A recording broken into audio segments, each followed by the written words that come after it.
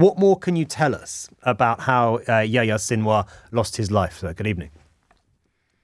Good evening, Ben. Good to be with you on this very momentous day. He was a dastardly terrorist. He was successfully eliminated by the brave soldiers of the Israeli Defense Forces. He was, of course, the mastermind behind the October attack, the leader of Hamas. And it's a major victory in the fight against terrorism. But as the Prime Minister said, the mission is not over yet. It is certainly, as the Prime Minister said, the first day of the day after Hamas, we think.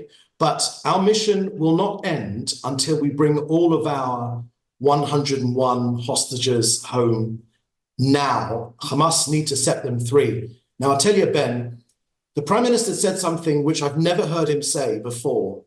He said it with his own mouth. He said that Hamas terrorists that are holding our hostages, if they lay down their arms and set our hostages free, they will be allowed to live and leave. Now, that is an unprecedented thing which the Prime Minister said with his own mouth. And I think that Hamas terrorists right now would do well to take that offer. David, when you say, as far as you're concerned, this is the day one of the day after Hamas, are you saying that is your assessment, is the Israeli government's assessment that you have defeated Hamas? Hamas won't be defeated until we get all of our people home. We've still got 101 of our people in Hamas terror dungeons. But you're not getting them home, are you? You've been in Gaza for over a year. 40,000 people are dead, and you've barely rescued any of the hostages at all. So you're not bringing them home. So if I could correct you there, Ben, 251 were taken.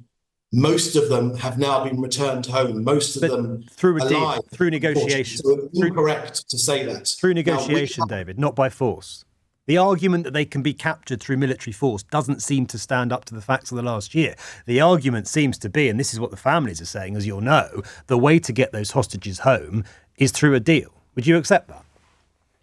So, Ben, this is a point which you guys in the UK often get wrong. And the point is very simple as this. Hamas are a jihadi organization. You think that there is some sort of negotiation we could go through and be difficult, give and take on both sides, and finally we could come to a deal. But you've done it already, David. You just pointed out. You just pointed out that quite a few, dozens of, more than 100 hostages were released, and they were released by you negotiating with Hamas. So you've already done it.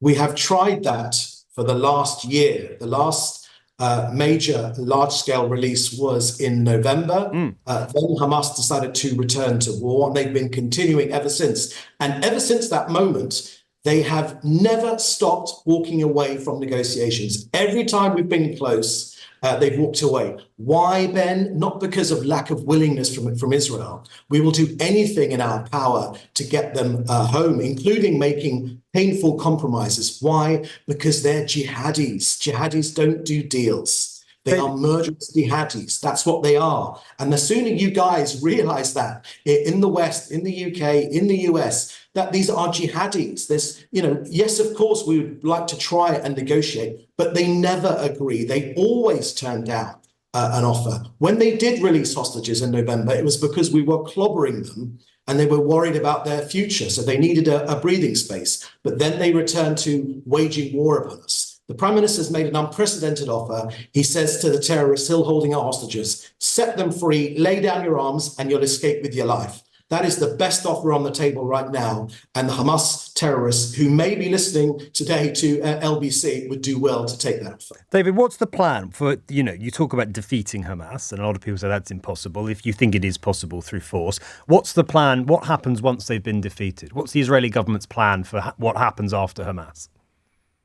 So the Prime Minister's also come up with the day after plan, and let me give you some of the major elements of that plan. Firstly, that Gazans themselves should run the future of Gaza, not Gazans that wish to destroy our country. The freedom and the future success of the Palestinians cannot go by way of destroying our country. So Gazans that want a better future for their own people rather than destroying us, they should be in charge. But also there's a role for other moderate Arab nations who I won't embarrass by naming on LBC right now, for them to also play a role in providing a better future for Gaza. Look, Nazis weren't completely eradicated in 1945. There were still Nazis in Germany, but the Allies destroyed their military and their governing capabilities. We're doing exactly the same. We don't say that we're going to destroy this ideology. There are still Nazis today. Dare I say, in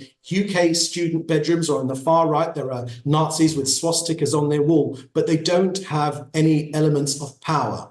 Okay, so that's what we're going for. And there is this is the first day to a brighter future. And when you say Gazans would choose, do you mean there would be elections and Israel would respect the outcome of those elections? Whoever the Gazan people chose to govern them, you would tolerate and accept it? Look, it's not for Israel to decide who runs Gazans' lives. But it sort of is, because you're now the occupying force in Gaza. No, we don't want to be the occupying force. Let's be clear. A war was waged upon us on October the 7th. It's what every other country would do if you're invaded. But I appreciate that. I'm just asking what it would take for you to leave Gaza, for Israel to pull out of Gaza completely. What has to happen? The first element is the idea of de-radicalization, which of course goes with a demilitarization as well. But there is a sickness of Jew hatred, which is rampant, unfortunately, in Gaza, even with non-Hamas members. So that de-radicalization element is extremely important. But there are already today, with Sinwar dead, it provides a brighter future. But David, that's a staggering thing to say, because what you're saying is Israel will stay in Gaza until it's rooted out all anti-Semitism. That's never going to happen. So, Ben, it's better if you don't put words in my mouth. I'm quite happy to speak for myself, but that's not what I said. I said that Gaza needs to be de-radicalized. It's a process. It's a process which will take a long time. That's going to take decades, isn't it? Well, yes, of course, it will take days. It will take a long time, but it's worth it because it will provide a better future. But are you saying, David? My question was, what would it take? Under our rule, the Prime Minister's made this crystal clear. Go on. He says Israel does not wish to rule over Gaza. We have no desire whatsoever to rule over Gaza. It is the Gazans themselves that need to run their own lives. Now, there will be, in the short term, the need to go in and destroy pockets of terrorism as and when that is necessary for our own defense. But ultimately, the future of Gaza looks bright if it's by means of not trying to destroy our country. David, can I just ask you lastly about a story that's been, gone around the world this week about a 19-year-old man called Shaban al-Dalou, just days away from his 20th birthday, who was videoed appearing to have been burned alive following an Israeli strike on a tented encampment outside Al-Aqsa Hospital in Deir el-Balah. Why is that 19-year-old man dead? Ben, there's no monopoly of pain in this area. Do you want me to tell you about the Israeli woman, a pregnant woman who had her belly cut open with a knife, being filmed by Hamas terrorists, having the baby removed from her belly and then stabbed? But David, we all accept that what happened. This is important. Ben. I know it's important. No. Because this is a straw man. What happened on the 7th of October was abhorrent. We all agree with that. Absolutely appalling. We know what happened. It's abhorrent. It was an appalling terror attack. That's not what I asked you. I was asking you about. What do you want me to call it? It was an appalling terror attack. It was barbarous. The people response to it needs to be held for justice. Everything you will say, David, about the 7th of October, I agree with you wholeheartedly. I'm not asking you about that. I'm asking you about an seemingly innocent young man who was burnt alive in Gaza.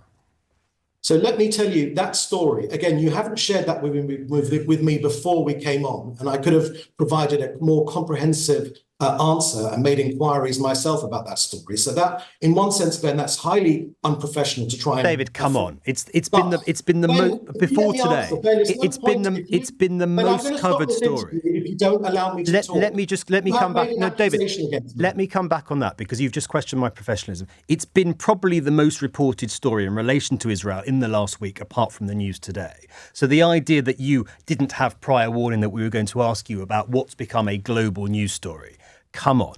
You're a spokesperson for the Israeli government. Yes. It's not beyond the realms of reason that I ask you about a story that's gone completely global this week. Yeah. So, Ben, we've had a Jewish festival here, which means I haven't been following LBC's news over the last 24 hours. It just ended this evening, but I am aware of the story. I would say to you that it is more professional to alert people you're going to raise this issue. But let me deal with the issue. I've never done that with any interview ever. Allow me, for heaven's sake, Please Ben, answer stop it. interrupting me. Ben, I'm not going to do your program if you keep interrupting. Please answer it. There is an element of what we call here in Israel, Hollywood. There is a movement of fabrication of these sorts of events within the Palestinian Authority and also within Gaza. Now, this story in particular, I have seen with my own eyes evidence of this being fabricated, of models being used, of these sorts of stories being created, fabricated, so that it will encourage world outrage. Now, I've already seen that with my own eyes, and other people can see it as well. Yes, of course, innocent people being killed in Gaza is horrendous. Nobody wants it. But let's be absolutely clear. The person responsible for their death was killed. His name was Yahya Sinwar. He desired to wage war on us. Hamas, the rest of Hamas, say that they want to do it again. It's no good condemning something which happened a year ago. They wish to do it again. I appreciate that. But David, to destroy this organization, that's precisely what we're doing. Can I just be clear on what you're saying? When you talk about Hollywood and the fabrication and so on, are you suggesting that the video that many of us have seen of somebody seemingly being burnt alive while attached to what seems to be an IV drip, are you suggesting that that could or might be fake? Yes. What's your basis for saying that? Having seen this, the Palestinian actors that were used to show outrage, it's the same Palestinian actors that has appeared in many of these videos. We call him Mr. Fuffo here. It's the same actor which is used again and again on these sorts of videos which create the outrage. Look, no one should be in any doubt that an organization that cuts open the belly of a pregnant woman and films it is also capable of doing mass PR propaganda lies and then spreading it around the world to be lapped up by an eager international media. We've got the details. It's widely reported. The name of the young man who died, Shaban al-Dalou. We know he was 19-year-old. We know he was days away from his 20th birthday. Are you suggesting that he's not dead? I don't know. He wasn't killed in that strike? I know that there were Palestinian actors also showing their outrage. Yes, but that doesn't mean the video itself is fake. Well, it means that the same Palestinian actor that constantly shows his face in different versions of the videos, it is highly suspicious, Ben. Look, you must not fall for the Palestinian effort not to look after their own people, but trying to paint us in a bad light. We face this dastard enemy, and their effort is to try and make us look bad in the international media. And in that effort, that's part of the war which they have won. I don't deny that fact. But when you investigate on cases like this, more often than not, whether a civilian's killed, of course it's terrible. No one wants to see civilians killed. And it's a horrendous thing, no matter which side, no matter what their religion is, what their nationality is, no one wants to see unconnected civilians killed. But embedding your military machine next to hospitals, underneath mosques, in schools, where genuine people escaping fighting are hiding, that is a war crime. But it's a Hamas war crime, not an Israeli war.